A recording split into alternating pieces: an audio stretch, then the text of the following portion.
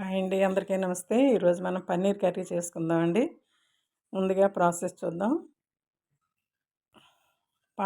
Stove మీద pan పెట్టి కొద్దిగా ఆయిల్ వేసుకోవాలండి. ఆయిల్ వేసుకొని పన్నీర్ ముక్కలు మనం నచ్చిన రీతిలో మీడియం సైజులో కట్ చేసుకోవాలండి.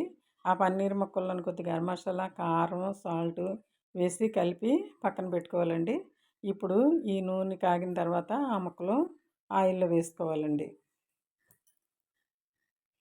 ఆయిల్లో వేసుకుని దోరగా అయ్యేటంత వరకు వేయించుకోవాలి. లో ఫ్లేమ్లో పెట్టి వేయించుకోవాలి.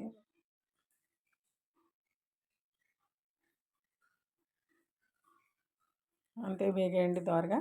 ఇప్పుడు ఆ ముక్కలన్నీను మనం వేరే ప్లేట్లో తీసుకొని అదే ఆయిల్లో ఉల్లిపాయ ముక్కలు, టమాటా ముక్కలు వేసుకొని వేయించుకోవాలండి. మరీ పేస్ట్లాగా అయిపోయేటంత వరకు వేయించుకోనక్కర్లేదు. హాఫ్ బాయిల్ చేస్తే చాలు. అవి తీసి పక్కన పెట్టుకున్నాం. ఇప్పుడు స్టవ్ అంటించి పాన్ పెట్టి అందులో ఆయిల్ పోసుకున్నాం. నేనైతే ఒక స్పూను నెయ్యి కూడా వేసానండి. మంచి స్మెల్ వస్తుందని నెయ్యి కూడా వేసానండి.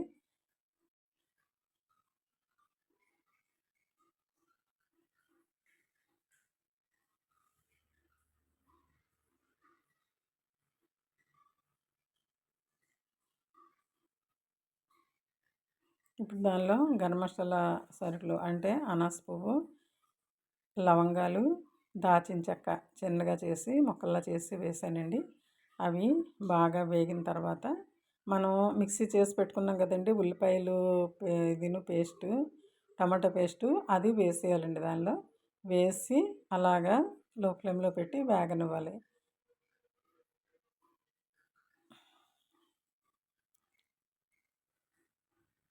వేగిందండి. ఆల్రెడీ వేగినవే కాబట్టి మనం మరీ ఎక్కువగా వేయించనక్కర్లేదు. ఇప్పుడు దానిలో అల్లం వెల్లుల్లి పేస్ట్ ఒక స్పూన్ వేసుకోవాలండి. సమ్మర్ కదా, మరీ ఎక్కువ వేసుకోకూడదు, కడుపులో మంట వస్తుందని వేసాను. తర్వాత కారం ఒక 2 స్పూన్లు, సాల్టు, గరం మసాలా పొడి, ఇంకా జీలకర్ర పొళ్ళు, ధనియాల పొళ్ళు వేయట్లేదండి. ఎందుకంటే ఆల్రెడీలో మేము కారం ఇంట్లో ఆడించుకుంటాం కాబట్టి వాటిలో ఉంటాయి. ఇప్పుడు పుల్లగా లేని పెరుగు, ఫ్రెష్ పెరుగు వేసుకోవాలి. వేసుకుని కలుపుకోవాలండి. బాగా కలిసిన తర్వాత కొద్దిగా పసుపు యాడ్ చేసుకొని ఇప్పుడు వాటర్ పోసుకోవాలండి.